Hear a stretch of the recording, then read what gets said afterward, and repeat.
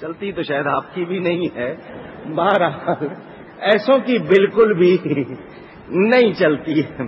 سارے یہاں ہنس رہے ہو، بڑے خوش بیٹھے ہو، وہاں جا کے جو حال ہوگا وہ آپ جانتے ہو. وہ آگے کیا بولتا اس کو؟ ہاں ہم اس کو بیٹا بنائیں گے. قوم نے بھی کہا بیٹا بنائیں گے، بیٹا بنائیں. وہ تو بھیڑ چال والے تھے نا. جی حضوری ہے، وہی کہنا عسا ان ینفعنا او نتخذہ ولدا، قرآن میں ہے، ہمیں نفع دے گا، اس کو بیٹا بنائیں گے. اب مسئلہ آ گیا کہ بیٹا تو بنا لیا گیا ہے، لیکن اب اس کی پرورش کیسے ہو؟ دودھ کون پلائے؟ فرعون نے کہا کون ہے جو میرے اس بچے کو دودھ پلائے گا؟ سوال آ گیا. وہ جتنی سرکاری درباری عورتیں تھیں آگے بڑھی، فوراً تیار ہو کے آگے ہم دودھ پلائیں. اب ہے وہ بات جس کے لیے یہ سارا واقعہ. اب آخری وقت آ گیا نتیجے کا. گود لیا، دودھ پلانے کی کوشش کی. حضرت موسیٰ علیہ السلام منہ پھیر لیتے ہیں، دودھ پیتے اونچی نہیں. وہ کہتی ہے ارے میں نے تو تیاری میں اتنی دیر لگا دی ہے، اتنے پیسے خرچ کیے ہیں کہ تو اگر دودھ پی لے گا مجھے 4 پرمٹ ملیں گے، کتنی مجھے جناب اور چیزیں ملیں گی، تو دودھ نہیں پی رہا. فرعون کہتا تم ہٹ جاؤ، میرا بچہ تمہارا دودھ نہیں پیتا. دوسری نے کوشش کی، حضرت موسیٰ پیتے. وہ بھی کہہ رہی ہے جیسے آج کے زمانے میں کہے کہ 50 روپے تو میں نے تیاری پہ لگا دیے، اتنا میک اپ کیا ہے، ڈینٹنگ پینٹنگ کی ہے، تو دودھ ہی نہیں پی رہا. وہ بڑا مشہور لطیفہ نا، ڈاکٹر صاحب کے پاس ایک خاتون گئی تو ڈاکٹروں کی عادت ہے اسکیل رکھتے ہیں، وزن والی مشین. عورت کو کہا وزن کرو، وزن کیا 74 کلو نکلا 74. اس نے کوئی دوا دی اور بتایا کہ دوبارہ آنا، دوبارہ آئی خاتون کا، پھر وزن کیا تو 70 کلو، 4 کلو کم. اس نے کہا 2 دن میں کیسے کم ہو گیا؟ انہوں نے کہا ڈاکٹر صاحب آج میں نے میک اپ نہیں کیا ہے. نہیں سمجھے ہو؟ 4 کلو جہاں میک اپ ہوگا وہاں کیا حال ہوگا. اس کا بھی دودھ نہیں. اس نے تیسری کو کہا، چوتھی بچہ کسی کا دودھ پیتا. اب پڑھو قرآن. اللہ تعالیٰ فرماتا ہے وَحَرَّمْنَا عَلَيْهِ الْمَرَاضِعَ مِنْ قَبْلِ، اور ہم نے ان دودھ پلانے والیوں کے دودھ موسیٰ پر پہلے سے حرام کر دیے تھے. اللہ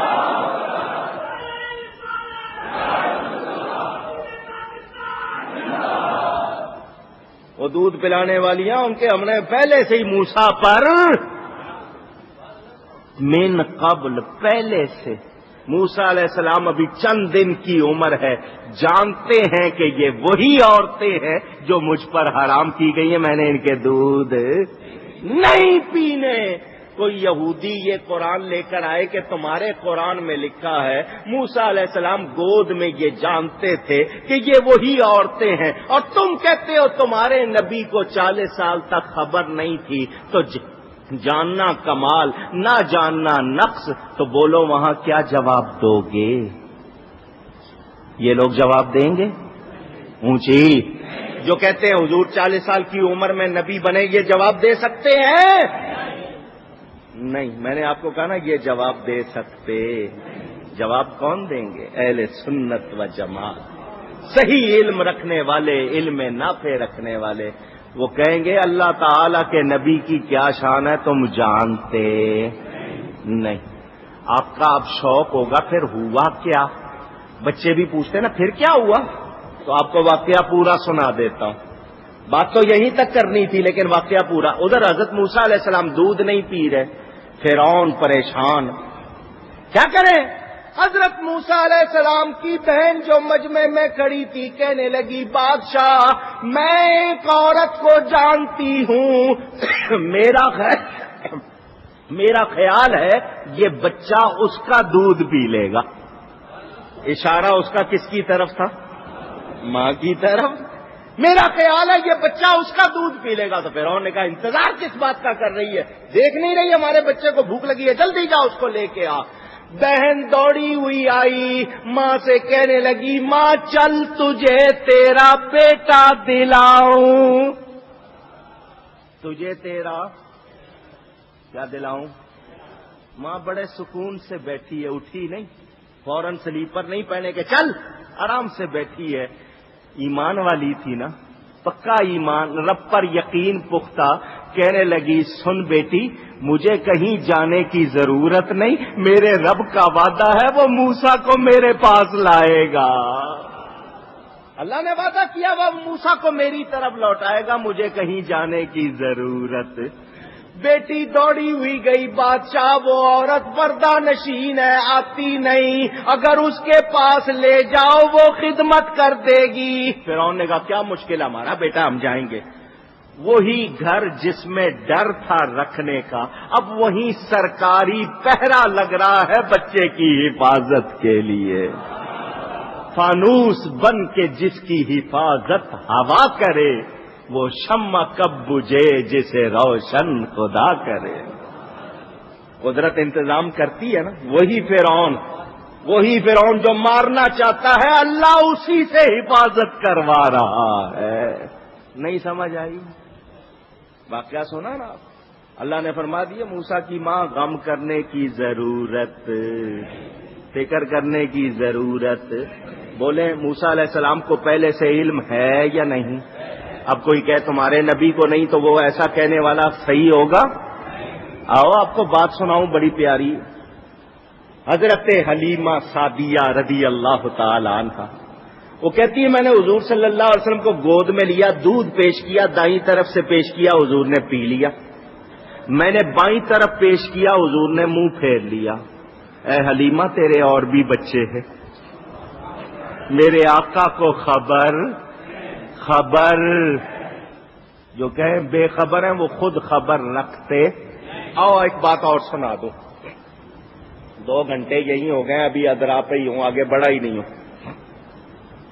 دیوانہ ہوں میں بھی. خیر شب قدر ہے، سنو، شاید اللہ اسی محنت کے سبب بخش دے. سنو کوئی بات تو پسند آ ہی جائے گی نا انشاءاللہ. اور سنو، شواہد النبوہ میں مولانا جامی لکھتے ہیں، صبح آپ کو مولانا جامی کی بات سنا چکا ہوں، جمعے میں آپ سن چکے ہیں، جو کہتے ہیں لیسا کلامی یفی بنات کمالہ صلی الہی علی النبی و آلہ. وہ مولانا جامی. اور میں اپنے کلام سے حضور کی نعت لکھ سکتا، بس یہی کہتا ہوں درود ہو ان پر اور ان کی آل پر. وہ مولانا جامی رحمت اللہ علیہ. وہ لکھتے ہیں اپنی کتاب میں، دیگر کتابوں میں بھی ہے، انہوں نے جہاں سے حوالے نقل کیے. حضرت حلیمہ آئیں مکہ مکرمہ. اس سے پہلے جو دائیاں آئی تھی انہوں نے بچے لے لیے، نبی پاک صلی اللہ علیہ وسلم کو چھوڑ دیا تھا. حضرت حلیمہ کا شوہر اونٹنی پر اور حضرت حلیمہ گدی پر. بار بار گدی کا لفظ بولوں گا تو آپ کو شاید اچھا نہیں لگے گا. بڑے کان والی، دراز گوش فارسی میں کہتے ہیں بڑے کان والا جانور، ٹھیک ہے.